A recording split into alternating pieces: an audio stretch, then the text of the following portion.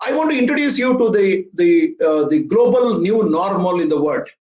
Today, whatever we are learning, you cannot forego the past. You must have a sense of the past. You must have your foundation in place, but you must build multi-layered approach to acquiring new skills. What are the new skills of the new world that we are talking about?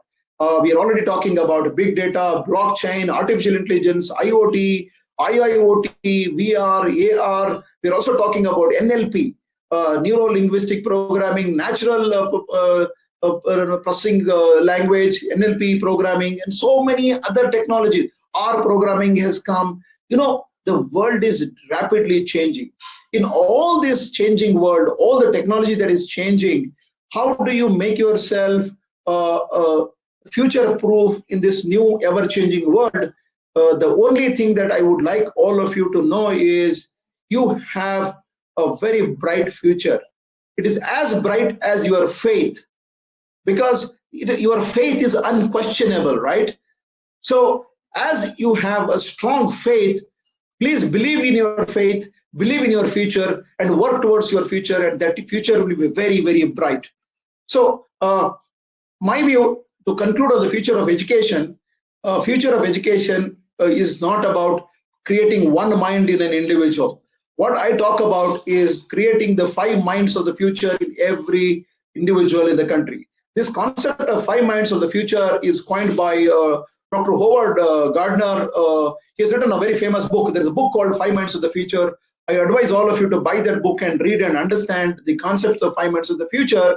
According to Howard Gardner, he says, uni mind is not enough for the future. You need a multidisciplinary mind, we already talked about.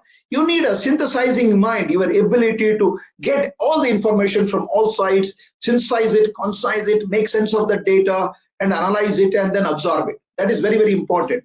Third is a creative mind. What I'm saying, creative mind, is a constant urge and hunger for knowledge, constant craving for knowledge, not for bread and pizza and burger, but you must be craving for knowledge. You must be craving for information. You must be craving for learning. That is the third, creative mind.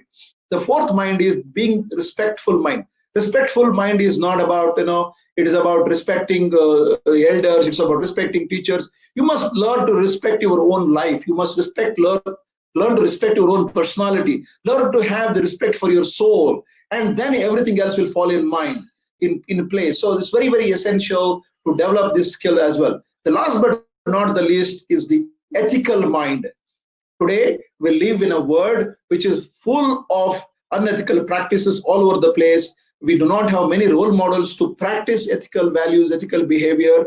But trust me, if I and you do not adopt this ethical mind and become straightforward, become doing what is right for the individual and not the convenient things for people, it will be very difficult for us to build what I call as a well-formed mind and character creation, character formation in the education. So these 5 minds, in my view, are the cornerstones of building a future of education for everybody, not only in India, for the entire world at large.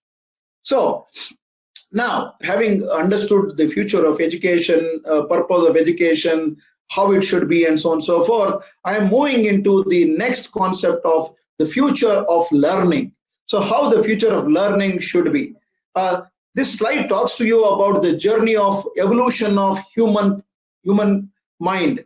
The change is the end result of all true learning. You see how you have evolved. Over lakhs of years, human mind has developed ourselves from an ape to a Homo race now. All the power is within the human mind. All the power is within each one of us.